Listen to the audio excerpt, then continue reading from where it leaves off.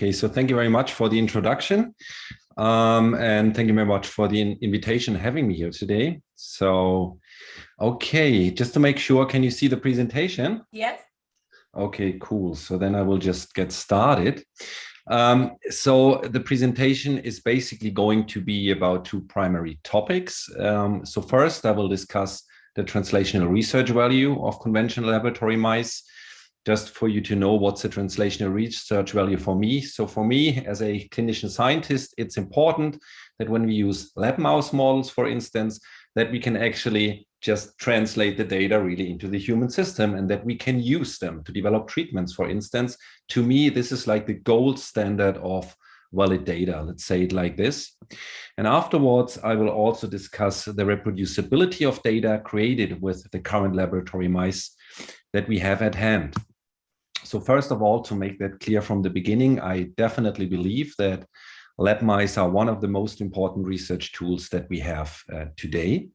And to emphasize this, I usually show these two Nobel Prizes simply because they are basically prime success stories where researchers found something extremely important in lab mice, and they were subsequently able to really translate that into the human system, and it revolutionized medicine. So yes, laboratory mice are definitely extremely important. However, as a scientist, there is like two golden rules. And I think one of them is that we should never stop questioning systems. So we really have to be a professional skeptic. So this is why I asked myself, beside these success stories that I've just mentioned, how good are laboratory mice really? So how many data can really be successfully translated from the mouse into the human system? And the answer to that question was kind of shocking to me, because the overwhelming majority of data, and it's probably more than 90%, can not be successfully translated from the mouse into the human system. So we kind of have to acknowledge that we are also somehow lost in translational research. And there is another golden rule that I usually mention at this point, and this is that research is also supposed to be creative thinking. So when you have a problem like this, right, sometimes helpful to think big, or probably like Americans would say, to think out of the box. So I was trying to do that and asked myself, why do we have that issues? And is there something that we can potentially do about it? And this was the time I developed this natural microbiota theory. And to understand that theory and what it means, you have to know that all mammals are so-called metagenomic organisms. And that is true, of course, for rodents that we use in research, but also for non-human primates. And especially it is true for us humans. But what exactly does that mean? So not a long time ago, we thought that the phenotype of mammals is primarily driven by the host genome. But this is only partially true. So yes, the host genome is basically like, you could say, let's call it building plan that defines this here as a mouse and us as humans. But today we know that there is something else that you could almost call a second genome. And this is also known as the microbiome. So the microbiome is really important since it's capable of really orchestrating the immune response, for instance, in the context of cancer or in the context of an infectious disease. So when it comes to the phenotype, at the end of the day, we have to take these two genome sets and we have to combine them. And that is the metagenome. And this really is the driver of the mammalian phenotype.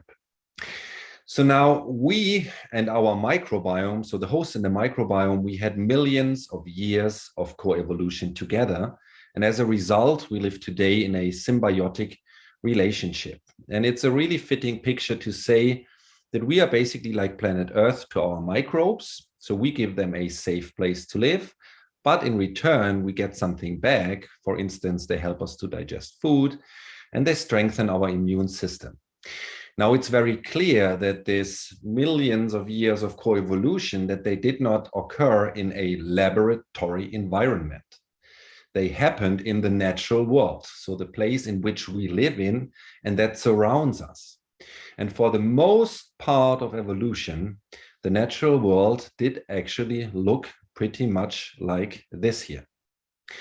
And that's now a really crucial point to understand the theory, because this coevolution for all mammals happened in a quite comparable way, namely under evolutionary pressure that was exerted by various things like microbes, infectious diseases, or other inflammatory immune stimuli from the environment. And that is always what I call the common link among mammals, because this really links us together. You could also say we are born to be wild. But at the same time, that significantly separates us from all the lab mice that we use today. And I do believe that this can cause problems. Why? Because every lab mouse was once like this human being here or like this wild mouse here. And then we came, trapped it in this microbial world, this challenging environment. We removed it from there and put it into this.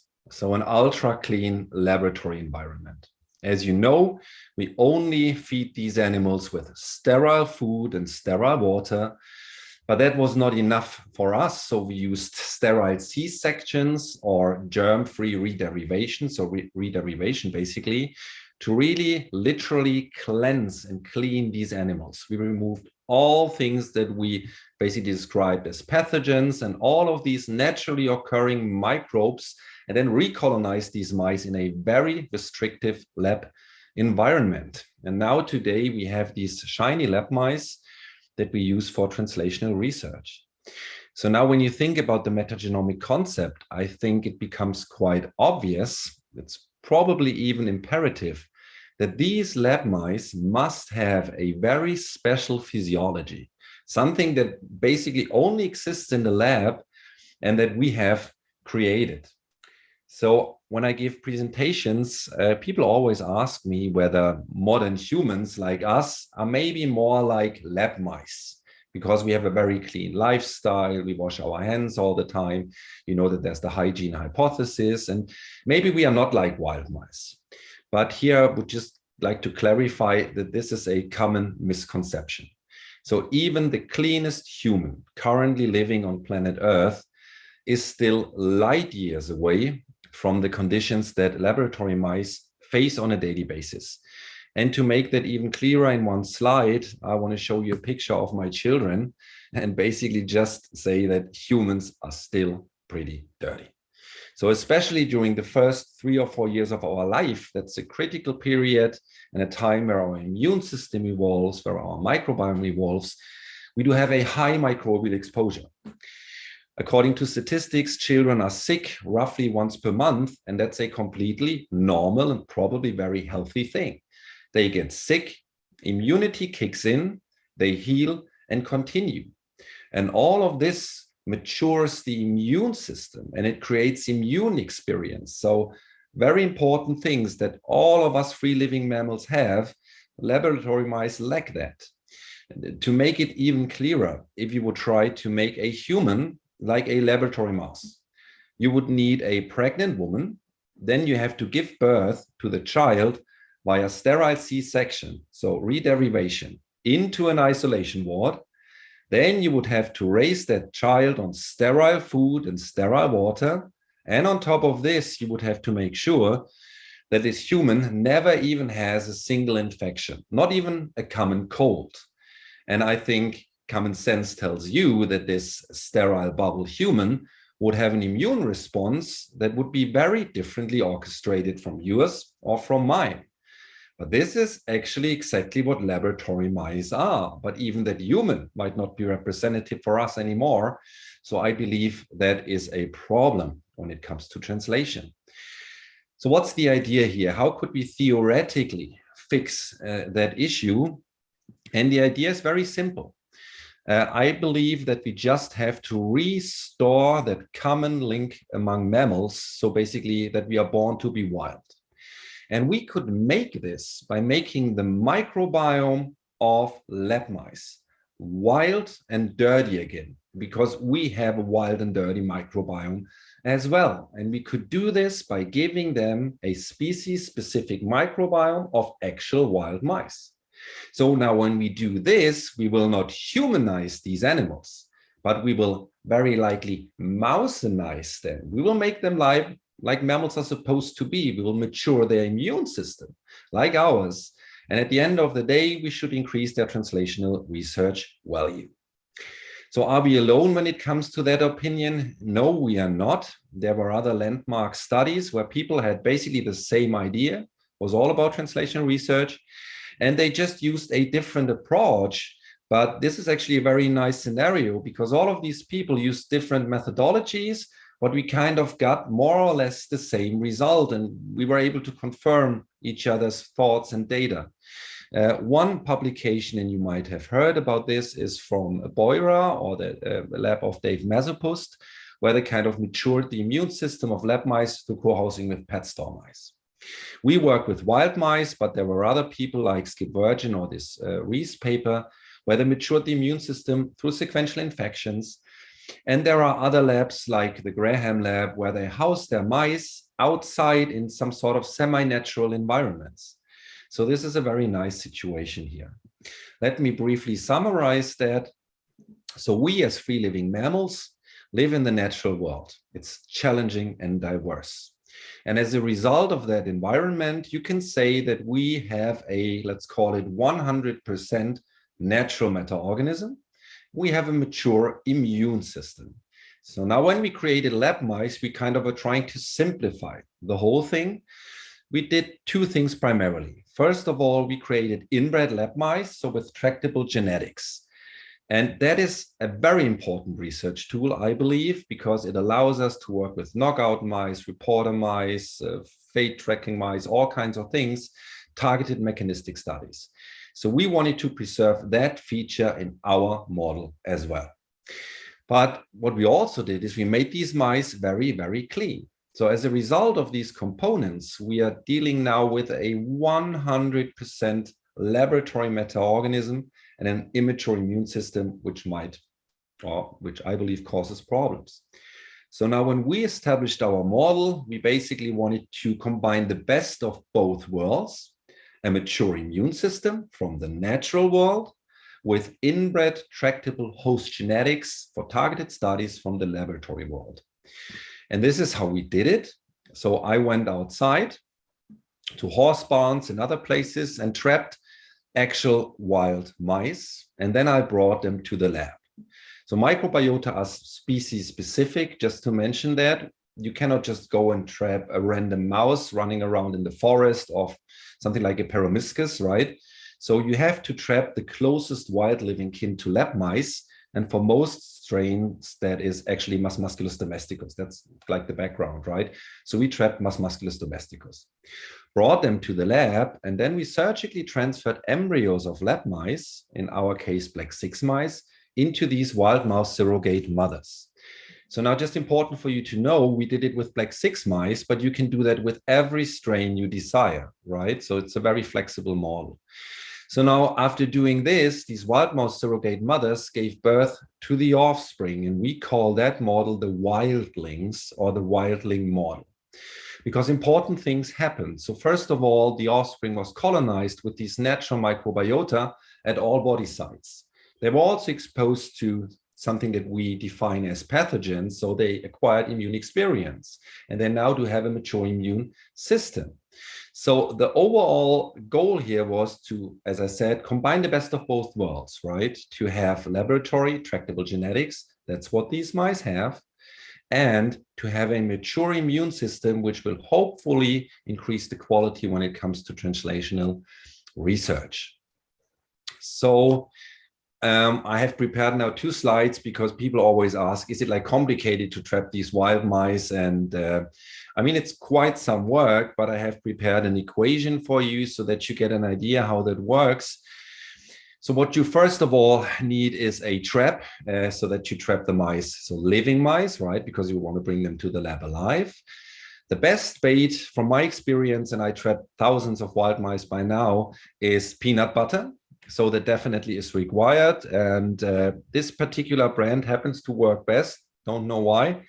And of course, when you trap wild mice, you have to go to a lot of different locations. So you need to drive a lot. So when you're willing to do that, you end up pretty much with this result. That's why it's an equation. Roughly 500 wild mice. And we also had like usually a couple of toads. So roughly one toad and also 2 moles per 100 wild mice. So this is what we got in average. And in case you're interested whether toads like peanut butter, yes, they do. So it's a lot of work, but it is actually also fun, and I think it's worth it. And then the other question is always, do people usually give the permission to trap wild mice in barns? And here I can only say, yeah, definitely, because you are basically like the free pest control. And I got a lot of presents by people. One of them were these little like cherry chocolate almond mice. So it's, if you like sweets, it's also definitely worth it to do that. Back to that slide, that of course is a very nice theory, but the question is, does that transfer actually work from wild mice to basically lab mice through an embryo transfer? And are these animals really closer to us humans when it comes to translational research questions? Let me answer these questions using the next couple of slides. So first, does the transfer work? So what we did is, when we have established those wildlings, we sequenced the bacterial microbiome using 16S. And we sequenced it from actual wild mice here in dark green, also from wildlings in light green, and from actual lab mice in this blue color here. And let's just look at this unsupervised clustering, because it's like the more objective way to look at this. And what you can see here when it comes to the gut, the wildlings and also the actual wild mice, they basically look the same.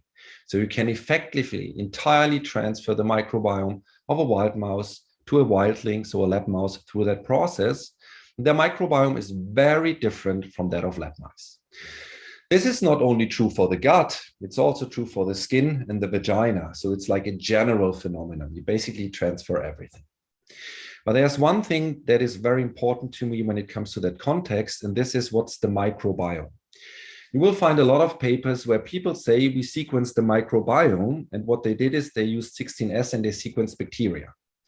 But the microbiome is also fungi. So the mycobiome and viruses, the viro, and they are very important as well. So this is why we had a look at them as well.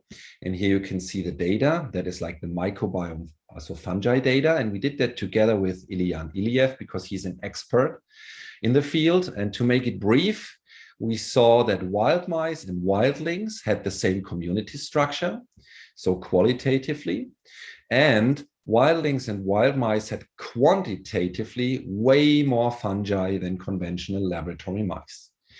When we had a look at viruses, and we did that together with another expert, Dave Wang, we basically saw the same that we saw for fungi, just it's just way more the differences. As you can see here, we found a lot of viral reads in wildlings and also in wild mice, and virtually almost no viral reads in lab mice. In fact, for the 9 lab mice or 8 that we sequenced, we only found viral reads in 3 of these animals. And you can also have a look here at the diversity.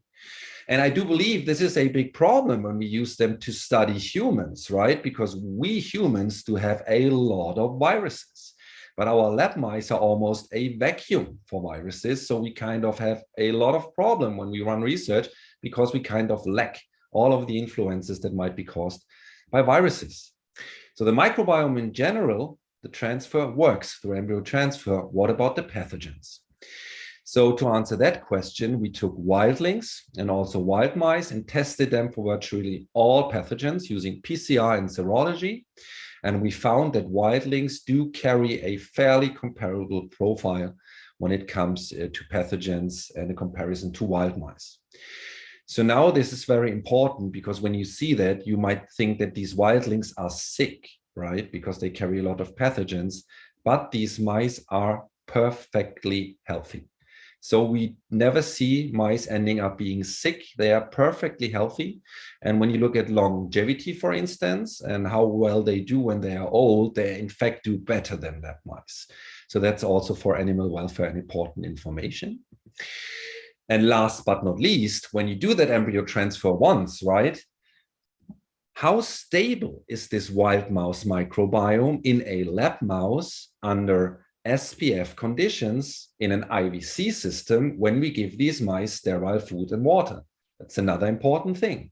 So this is why we sequenced subsequent generations of animals. So here's, for instance, F2 and F5 of wildlings, looking again at viruses, looking at fungi, looking at bacteria, at multiple body sites. And we found that a wild mouse microbiome is indeed stable in the multi-generational offspring in a regular mouse facility, which is very important because that means you don't always have to go back to the wild mouse. You can do that once, establish your base lab colony with a wild mouse microbiome. And if you want to have a certain genetically modified mouse, you can use your base colony and perform the embryo transfer into these animals.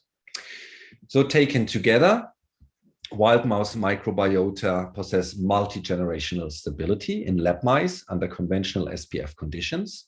So wildlings also do have no special needs, so to speak. They can be housed in IVCs just as a regular lab mouse. And our wildlings do not carry any human pathogens or anything that is like really bad. So they are actually biosafety level 1. These wild mouse microbiota possess extraordinary resilience. I will talk about this later when we discuss reproducibility. The microbiota composition of these wildling mice is also very well described, as I've just shown you, because some people are afraid that this is a more complex system, and yes, it is more complex. However, we do know what these animals carry in terms of microbes and bugs, right? And when you use your regular SPF mouse that you buy from a vendor, they will provide you with some sort of health standard or health certificate. So you know that they are pathogen-free, for instance, but you do not know what they have on their skin and their gut or whatever. So this model is like very nicely described, and taken together, all of these are really indispensable characteristics when you want to have a highly controlled, also long-term work and reproducible experimentation. However, transfer works. The most important question I have not answered yet, and this is, could these wildlings really be better in predicting human immune responses? Are they closer to us? So we chose a very easy way to answer that question. We just identified studies where researchers found something very great and important in laboratory mice, but when they were trying to translate the corresponding treatment into humans, it horribly went wrong. And we've replicated these trials with wildlings and asked the simple question, could wildlings have been able to correctly predict that bad human outcome and therefore prevented that failed clinical trial from happening? So now, as you can see, we had to pick retrospectively studies that we wanted to reproduce. So now when you do that, what you definitely should never do, because no one will appreciate that, is cherry pick studies. So this is, and that's important, why we had criteria to identify suitable studies. And first, we wanted to have very well documented studies. Then we wanted to have studies with extremely clear phenotypes, where the discovery, the important one, was basically made first in a rodent model, but subsequently confirmed using other animal models, for instance, a rat, so still rodents, or non-human primates. And then we wanted to have studies where the treatment discovered in mice was not only not working in humans, but where researchers found the opposite phenotype in humans, so basically a harmful situation. And since our primary interest was studying the immune system, we wanted to identify studies to kind of cover the whole immune system in a simplified way. So one study representative for the adaptive immunity and one for the innate immunity. Let's start with the first one. That was the CD28 superagonist or TeGenero trial. What exactly is this? So CD28 superagonist is an antibody. And when you inject it into a lab mouse, you see exactly this. That's a spleen. And this is a massive expansion of anti-inflammatory regulatory T cells. And that was a great finding because it could have potentially been a revolutionizing treatment for autoimmune diseases or inflammatory diseases in humans. So this is why there was a phase 1 clinical trial in humans. But that's where the disaster happened, because in humans, there was no anti-inflammatory response. The exact opposite happened.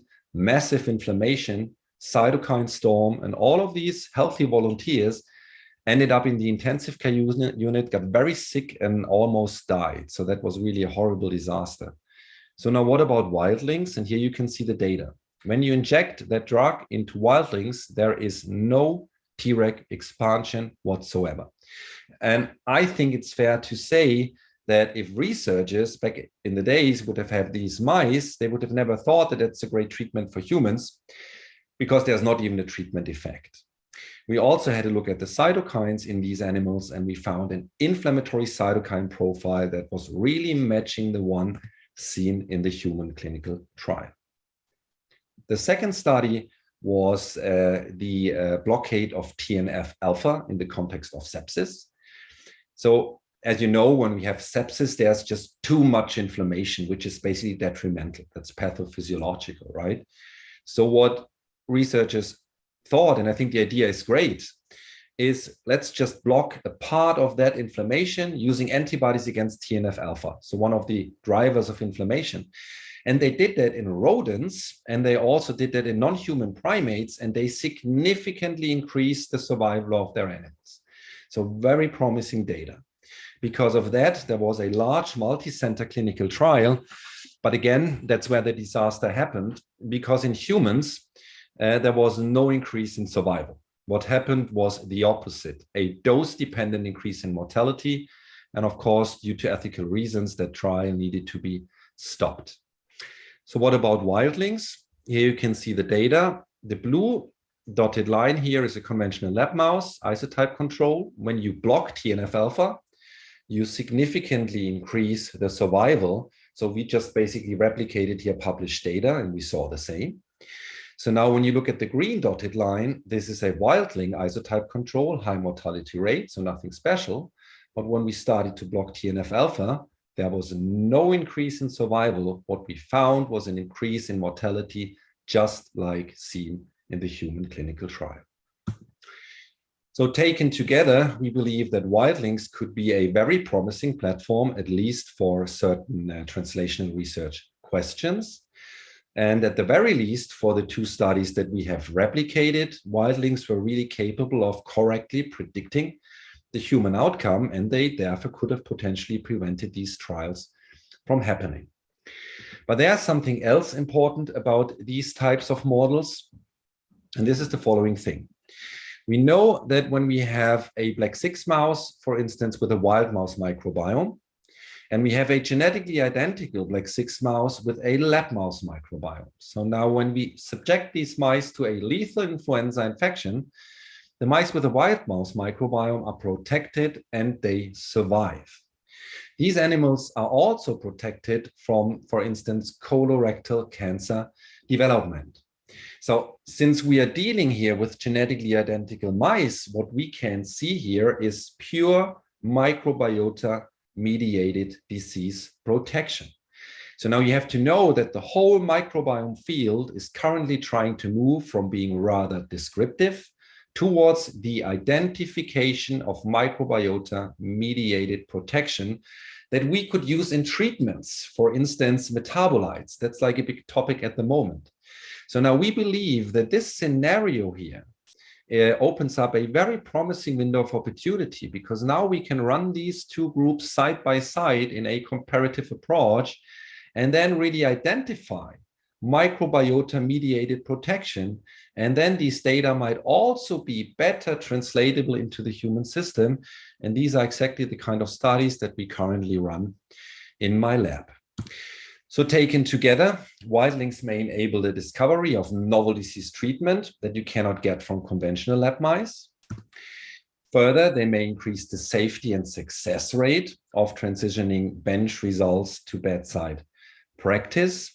And last but not least, when you think about ethics or 3R, but we've heard that ethics is more than 3R, using such models might be the more ethical approach actually for a lot of different research questions.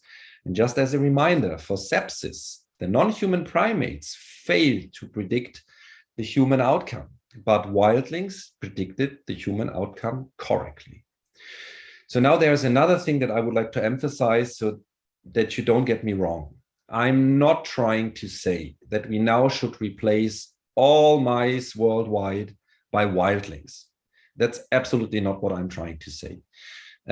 I believe that when you have a scientific question, you always have to pick the best model that will provide you with the most reliable and valid and reproducible and translatable data, right?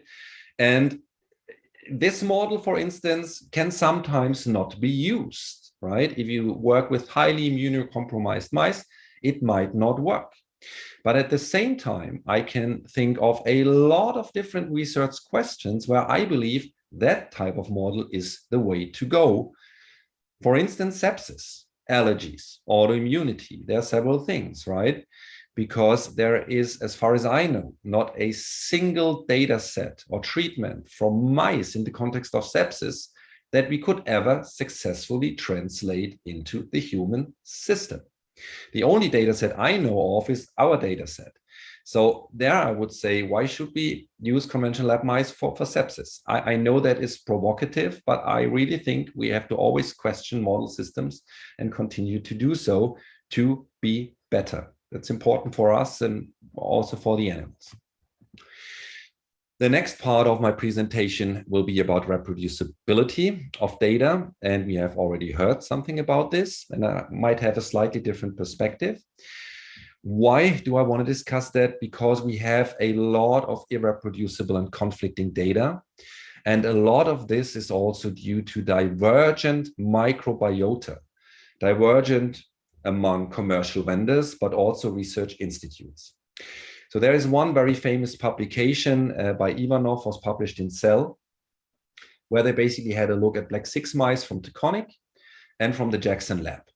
So these mice are slightly different when it comes to genetics, but almost identical, because Taconic bought years ago their mice from the Jackson lab. So the host genetics are fairly comparable. However, mice from Taconic do have one specific bug. They are called segmented filamentous bacteria.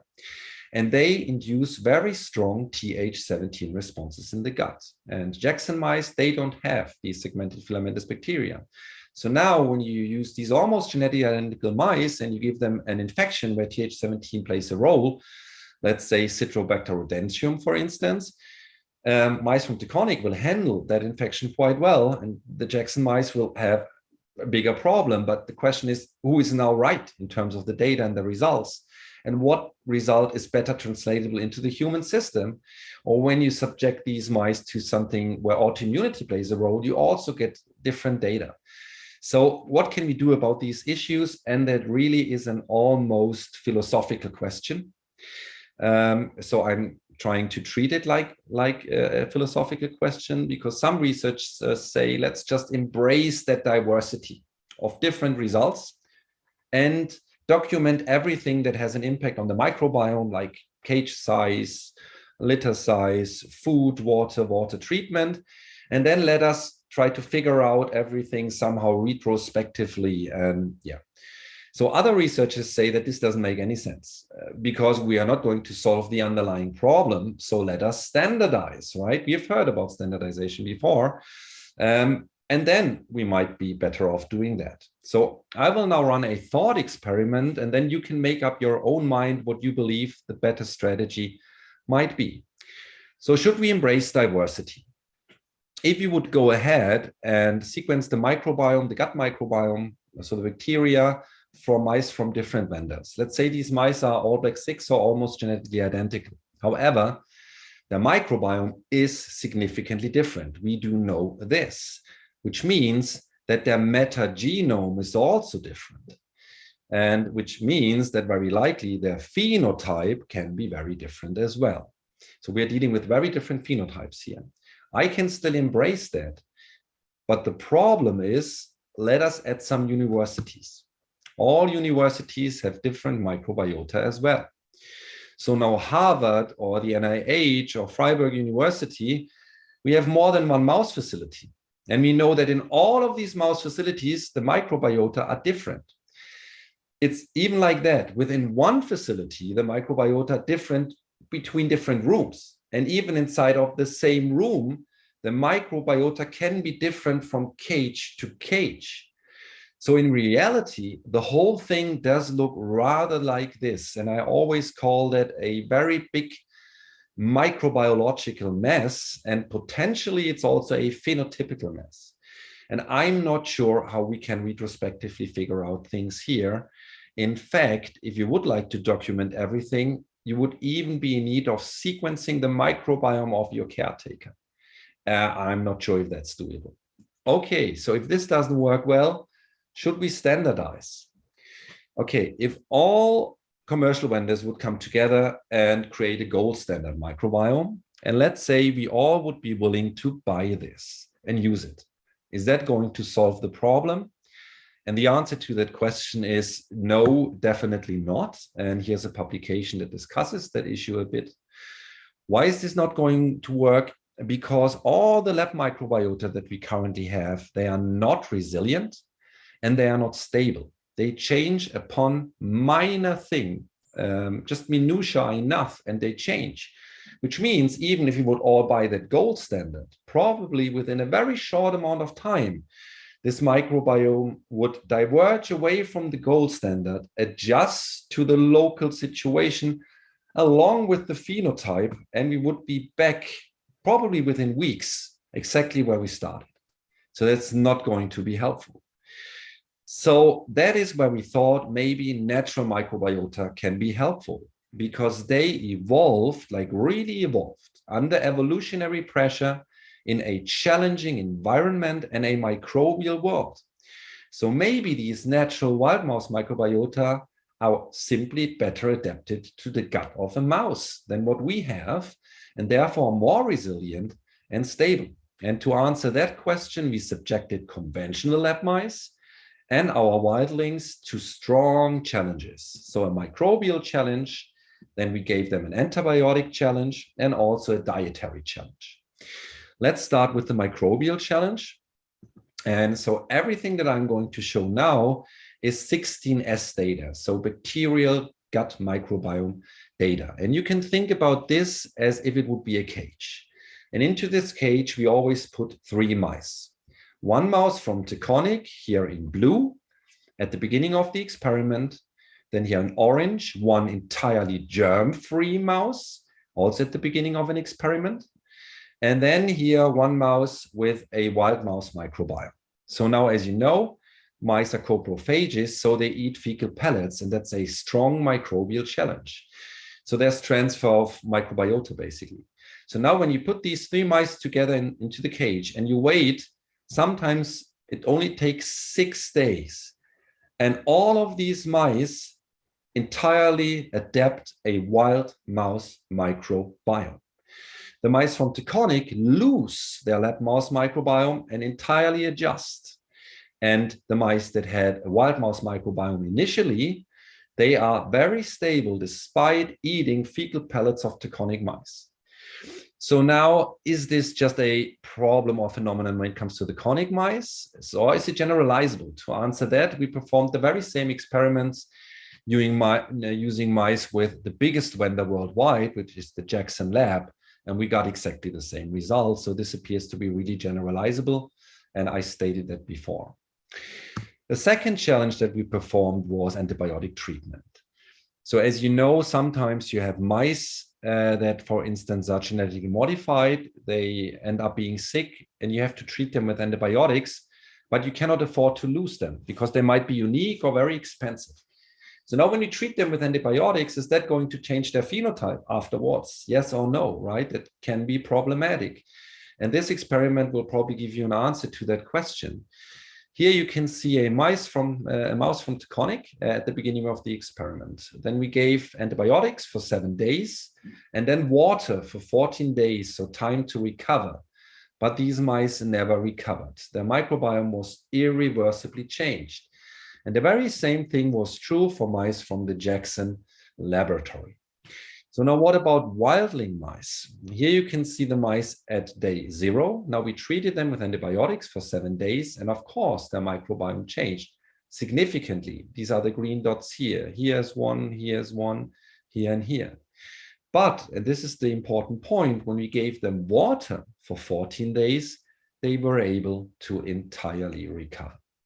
And this is actually rather a response that you would also get from humans. When you treat humans with antibiotics, their microbiome will change. But for the overwhelming majority of individuals, the microbiome, after you discontinue the antibiotic treatment, will recover and go back to where it came from. That works with Wildlings, but it does not work with lab mice. Last but not least, we had the high-fat dietary treatment. Here you can see mice from Taconic. Then we gave high-fat diet, and this was really like burgers and fries, basically 24/7. So their microbiome changed significantly. And then we put them back after 10 weeks on a regular chow that they had originally, but they actually never recovered. The microbiome was just irreversibly changed. So what about Wildlings? And here you can see the data. These are Wildlings at the beginning. So now we gave them a high-fat diet, and of course, their microbiome changed. These are the scattered values here. But the important part is that it didn't change to that massive degree, it just changed a bit. And when we gave them the chow back that they had before, they were also able to recover. And again, this is also rather a response that you would get from humans when you perform dietary treatments and when you change diet and go back to the original diet. So what we can definitely say is that natural gut microbiota are more resilient and better adapted to the gut than conventional lab microbiota. So now this is very important. I'm not trying to say that now the whole world has to standardize on wild mouse microbiota. I'm definitely not saying this. I'm just saying that if there would be an interest in standardization, at least for certain questions, this is a microbiome that would allow us to standardize. It would make standardization feasible and possible.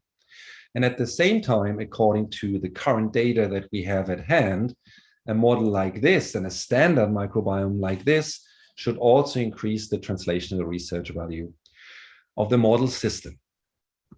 So now I just want to use the last minutes to talk a little bit about reproducibility and standardization and simplification and generalizability, right? Because Professor Wirbel was already talking about this. And I hope that you will understand where I'm trying to get. So we have heard that standardization usually reduces generalizability, right? And I do believe this is not entirely true. I believe that you can standardize, but you have to do it the right way. And when you do it the right way, then standardization can be embracing diversity. It is not necessarily the opposite. And standardization can support generalizability and translatability. Why? So what I was trying to illustrate here, and that's very theoretical, is let's say this is a PCA of possible phenotypes. Let's say you use 3 genetically identical mice from different vendors with a different microbiome. Let's say this here is a mouse from the Taconic lab. Then you can use these mice and have very highly reproducible phenotypes in your particular setting with very few mice, highly reproducible, right?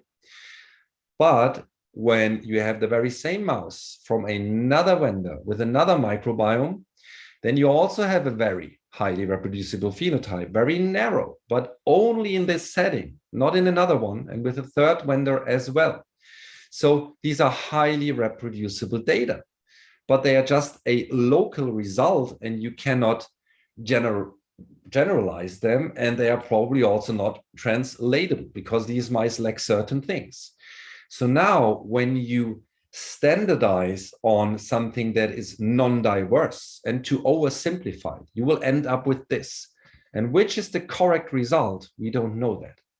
I believe when we standardize something on something that is diverse, that captures diversity, and this is what I was trying to draw here with the green circle, then it will actually help us to filter out the phenotypes that are actually valid, that are generalizable, and that are translatable. So I believe that in model systems, we have to embrace the diversity within the model system, for instance, through more diverse and more heterogeneous microbiota. I think this is the better approach. What we currently do is basically, and I probably have to go back to the other slide, what we currently do is, and that's the suggestion of embracing like diversity, would be to embrace different phenotypes in very different locations. But I don't think that this will be so helpful. I think we have to be less restrictive, more heterogeneous within the used model systems. And we have to see that the data are later on translatable and generalizable. And just to show you some more evidence why this could be the case for the models that we use, I want to show you that paper. So in our first publication, we were able to show that these natural microbiota protect from colorectal cancer using AOM-DSS model. So now people that have used that model before know that when you run AOM-DSS experiments and you have to move to another facility, sometimes the phenotypes are entirely different. It's not a robust model. So now what these people here did is they used former pig pens, and they threw in some dirt into these pig pens, and they threw in some wild mice and then lab mice, and they co-housed. They did some sort of tutti frutti of like making these mice more diverse. And then they replicated our AOM-DSS experiments from our first study in 2017, and we did something different. But the common ground was to mature the immune system, and they exactly got the same results that we got, which is from an AOM-DSS model, kind of impressive when you know the model system. So now, last but not least, I want to summarize that briefly. So I believe that these natural microbiota and pathogen-based models, such as Wildlings, could be more ethical. They may enhance the reproducibility of biomedical research. They may help to discover novel disease treatments that we can't get from lab mice. They might help to increase safety and also the success of bench-to-bedside efforts and reduce costs. So of course, we continue to optimize and validate our models for all kinds of types of research. For instance, the models that I've used at the NIH, they had LCMV. So the models that I have established in Freiburg, they are Wildlings, but we established LCMV negative Wildlings. So it's much better for biosafety. We can use LCMV in a model. We are also trying to basically create something like a gold standard microbiome. And of course, we use these models further for various research questions like translational, basic, preclinical. We validate them. And we are trying to discover novel disease treatments for a really wide range of human diseases. And that reaches really from transplant rejection over graft versus host cancer, infectious diseases, allergies, autoimmunity, but even neurological and cardiovascular diseases. So in all kinds of questions where it does make sense to use them. And of course, we are not doing this alone. Research is absolutely a team effort. That's why I want to thank all of my current and past collaborators, also a lot of people at the NIH. Thank you very much. I want to thank all the funding institutions, my whole lab. And now I want to thank you for your attention, and I'm happy to answer your questions.